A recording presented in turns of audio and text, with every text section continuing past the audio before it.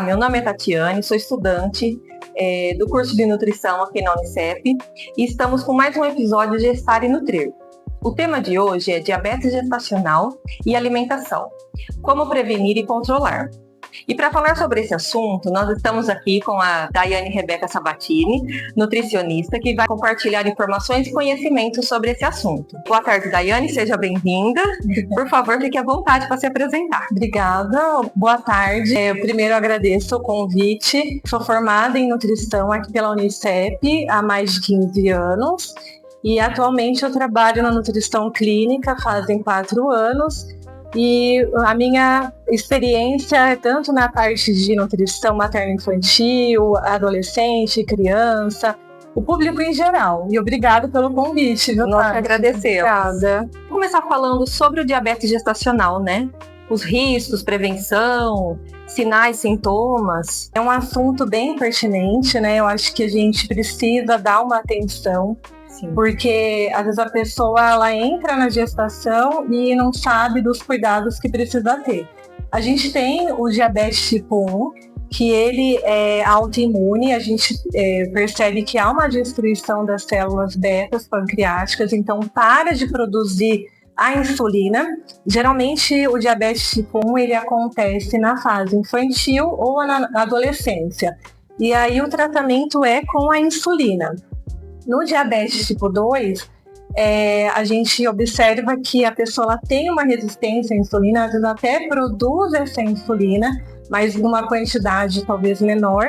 Isso faz com que aumenta a glicemia no sangue e geralmente as causas disso é o sedentarismo, a alimentação adequada, né? E aí esse público, né, geralmente é adulto mesmo, né? Hoje a gente vê que no Brasil, até é curioso, Tati, porque o Brasil está no ranking do 10º colocado de aumento desse surto que a gente fala, né? Então é bem preocupante isso, né? Então a gente precisa dar uma atenção para esse público também. Consumo também, desculpa te interromper, dos ultraprocessados, né? Muito refrigerante, salgadinhos, fast food, né? Isso que acarretou muito isso também, né? Sim, é a praticidade, né? O pessoal acaba não tendo tempo para preparar o próprio alimento e acaba indo para o lado mais prático, né? Mais vantajoso para ele. Nem sempre o prático é a melhor opção, né? Sim. E é curioso porque às vezes a pessoa nem sabe que ela tem diabetes, né? Por exemplo, numa gestante, talvez ela pode entrar na gestação com diabetes e ela nem sabe disso, né? Então, por isso que é importante fazer o pré-natal. Seria muito interessante ter um acompanhamento antes de engravidar, né? Então, assim, se a pessoa ela tem o objetivo de já ser mãe, então precisa ter esse cuidado. Um período antes, né? Começar e já fazer todos os exames para prevenir isso, né? Quem está acima do peso, né, com sobrepeso, obesidade, que é um grupo, né, de risco, mulheres com síndrome do ovário policístico também, e pessoas, né, que têm um histórico familiar, isso é muito importante também a gente tem que ficar atento, né? Sim. E geralmente o diagnóstico da diabetes gestacional é ali no 2º ou 3º trimestre da gestação por conta de alteração hormonal, né? Então começa a ter uma bagunça, né? E aí esses hormônios começam a ficar alterados e acontece esse aumento aí de glicemia também. Então, assim, é bem interessante a gente, na área da nutrição, a gente passar essas informações, né, para essa mulher, porque realmente às vezes falta informação, né? Muito, sim. E uma coisa curiosa é que também a gente pode encontrar mulheres que têm o diabetes tipo 2, então ela já é diabética, já faz o acompanhamento e ela entra na gestação, então, com diabetes, né? E aí a gente chama de diabetes pré-gestacional. E nesse caso, precisa ter o acompanhamento, porque de repente precisa ter uma mudança nesse medicamento. Às vezes ela faz o medicamento via oral, vai precisar passar por um medicamento tipo a insulina, né? Que é injetável, né? Então precisa também ficar atenta com esse público, né? E no caso da paciente que ela não sabe que ela está diabética, que sintomas, assim, deve ficar mais atenta? Olha, isso é bem curioso, porque de repente é assintomático. Então ela pode estar com diabetes e nem saber, né? Mas se acontecer os sintomas, geralmente é sede excessiva, vontade de comer, né, um pouco mais, e aí confunde muito, porque na gestação tem esse aumento, né?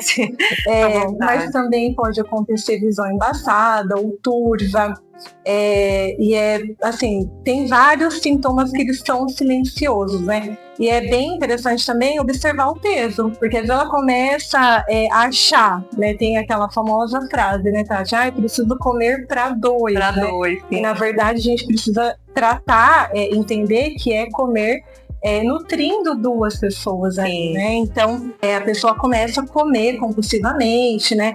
Tem essa alteração metabólica e dá mais vontade de comer e ela acaba aumentando o peso logo no início da gestação. Sim. E isso também é um sintoma, né? Porque esse aumento de peso também acarreta nesse diabetes gestacional.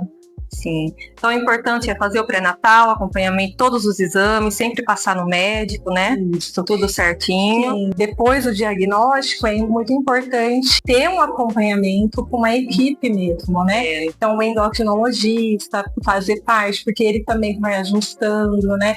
O nutricionista também, o papel da nutrição, né, é primordial, né? Importante. É muito importante. Às vezes a pessoa não tem esse conhecimento. Eu acho que o médico falou é importante, sim, mas a alimentação é fundamental, como você disse, né? Esses alimentos ricos em farinhas brancas, açúcares, né? Esses ultraprocessados, né? Eles vão ocasionando, né? Esse aumento da glicemia, né? Sim. Então, tudo isso a gente vai tendo que orientar essa paciente também. Sim.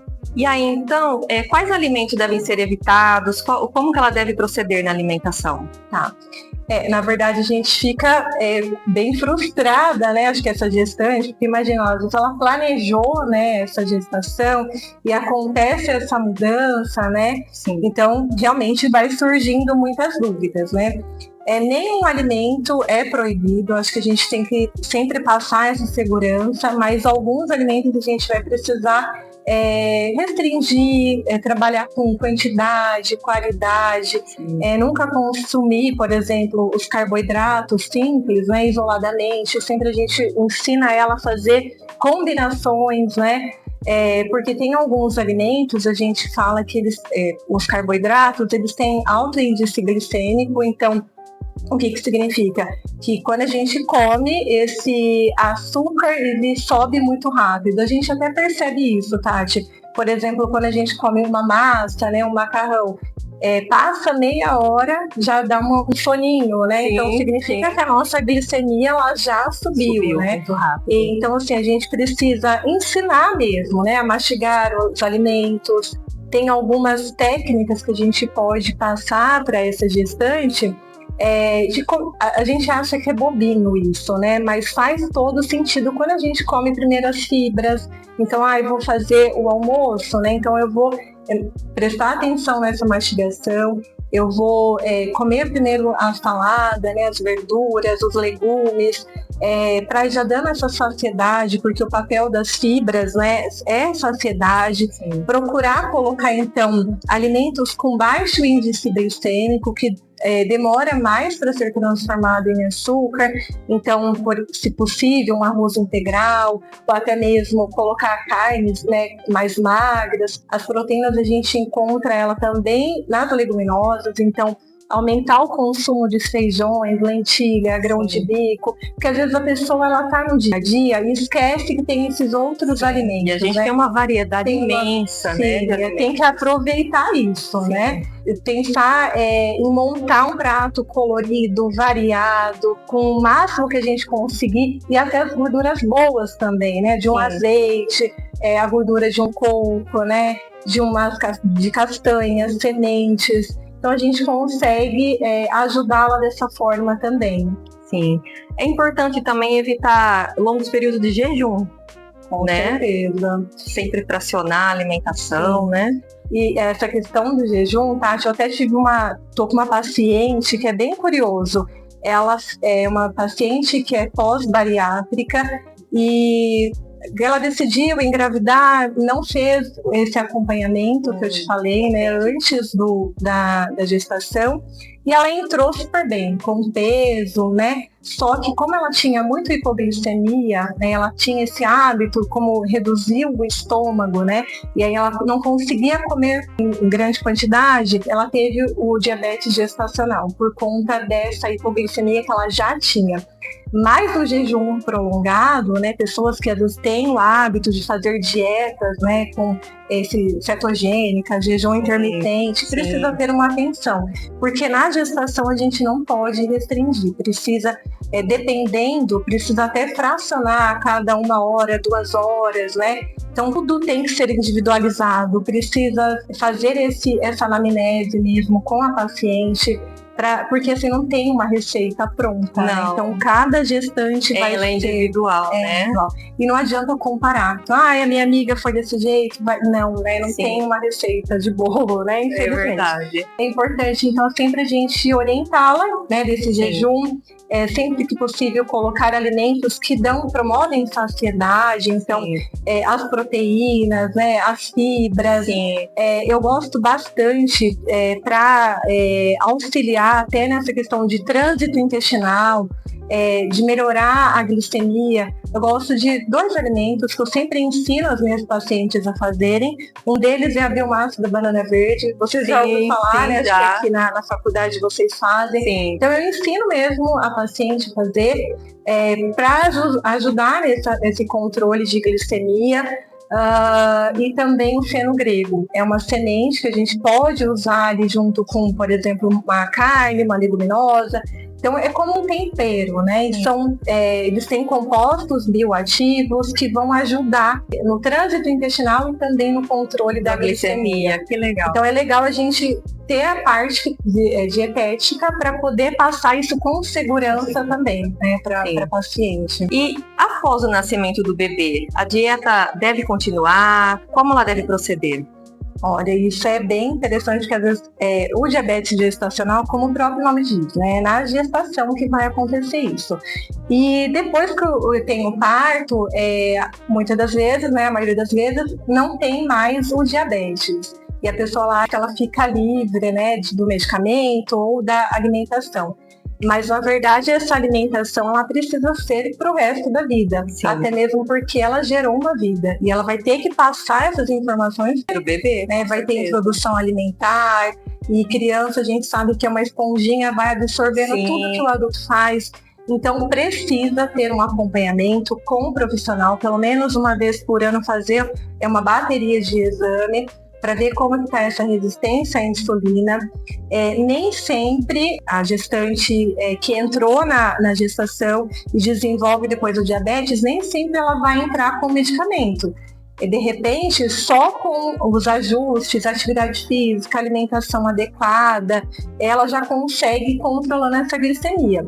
Muitas das vezes não, ela precisa entrar com o medicamento. Então, tudo isso é o médico que vai orientá-la. Certo. E aí, depois que tem o parto, ela precisa fazer o acompanhamento, né? Ter essa qualidade de vida, trabalhar com alimentação, né, adequada, variedade, se atentar para esses alimentos ultraprocessados, dar preferência para os alimentos in natura, minimamente processados, que está no nosso guia alimentar da população brasileira, né? Então, assim, é sempre que possível passar isso para paciente também, né? Sim. Quando a gestante ela está em restrição alimentar por causa já do diabetes, como ela deve agir quando vem aqueles desejos, né, de comer um sorvete, uma torta? O que ela pode fazer sobre esse assunto? Na verdade, é a dúvida, acho que de gestante de todo mundo também. Sim. Né? Eu sempre procuro passar isso para os meus pacientes que nada é proibido. Né? A gente tem que entender que ainda mais na gestação a gente não pode trabalhar com restrição alimentar. E realmente vem esses desejos, vontades, né? Às vezes por ansiedade mesmo. Então o primeiro passo é sempre observar, né? Se está com vontade de comer, se é fome, né? Se é algo emocional, se bebe uma água, passa, né? E realmente a gente convive em sociedade, né? Então também não dá pra gente, a gente não é um robô, né? Então a gente vai ainda mais gestante para fazer um chá do bebê, né? Né? Então vai acabar um momento que ela vai comer, né? Coerente que não está ali no plano alimentar dela. E é trabalhar com esse comportamento, né? Acho que a gente precisa passar isso, né, de uma forma segura, precisa ter um amadurecimento, né, comportamento, Sim. Porque também tem pessoas que ficam dando desculpa para tudo, né? Nosso cérebro, eu falo que é um monstrinho que mora dentro da gente. Às vezes vem com recompensa, já que eu faço isso, eu mereço aquilo, já que eu sou gestante, eu mereço comer. E, na verdade, não, a gente precisa comer de forma consciente. Né? Então, sentiu vontade de comer, é melhor comer um pedaço ali do bolo, do chocolate, que a gente às vezes acabar sobrecarregando e comendo uma quantidade exagerada. Então, sempre fazer combinações. Vou comer um chocolate, mas às vezes é no lanchinho da tarde, mas também vou tomar um iogurte, né? Ou de repente dá para pôr com uma fruta, talvez. Né? Dá para fazer essas combinações. Vai numa festinha, nunca ir de estômago vazio, né? Sempre comer alguma coisa antes de sair de casa, para também não chegar lá e ter uma hipoglicemia ou passar mal. Né? Então, é o equilíbrio, precisa, a gente vai passando essa segurança. Acho que o acolhimento é muito importante para essa gestante, né? Já está tendo uma mudança hormonal, ela não esperava esse problema na gestação, né? E aí ela se sente culpada, né? Muitas das vezes ela fica com medo de comer, né? Fica com medo de sair. E, na verdade, a gente precisa mostrar para ela que é possível, né? Ter uma gestação segura para ela e para o bebê e que ela pode, sim, comer, mas de uma forma equilibrada. Certo, muito bem. E sobre o sono e o estresse, isso também prejudica a glicemia? Com certeza, né? Às vezes a gente passou todas as orientações, ela já está em tratamento, né, com medicamento, e fazendo tudo certinho, mas por ansiedade, por alguma alteração hormonal, né, fica muito estressada, não consegue dormir direito, às vezes até no final da gestação, por conta da respiração, fica mais difícil mesmo para dormir, né, direitinho. Mas é importante sempre a gente usar alguns recursos ao nosso favor, né? Orientá-la a fazer atividade física, respirações, se possível fazer um yoga também, que ajuda bastante nessa questão da respiração. Colocar alimentos também que favorecem, né, favoreçam o sono dessa gestante. Então, alguns alimentos interessantes é o kiwi, que a gente pode falar para ela consumir à noite, né? Ou até mesmo fazer um chá de maçã, nem todos os chás são liberados, né? Mas um de maçã a gente pode orientá-la para ela fazer à noite, né? Indicá-la para ir no psicólogo, porque até tanta frustração, né? Sim. E aí precisa fazer um acompanhamento também com o psicólogo, né? É muito importante. Mas precisa estar alinhado, né? O sono faz parte da recuperação, né? Então precisa, e o estresse também, então precisa orientá-la a procurar mais um profissional aí para ajudar. Perfeito. A gente encerra aqui mais um episódio do Gestar e Nutrir. Eu agradeço muito a sua participação, Gaia. Eu que agradeço o convite. Espero que possa ajudar muitas gestantes, né? Porque informação nunca é demais. Sim. Né? E é seguro, né, a gente ter uma gestação desde que faça certinho, né? O acompanhamento médico, com a equipe, com o nutricionista, para passar essa segurança também, né, para a gestante. E agradeço, viu, Tati? Obrigada. Imagina, eu que agradeço. Muito obrigada. Até mais. Até.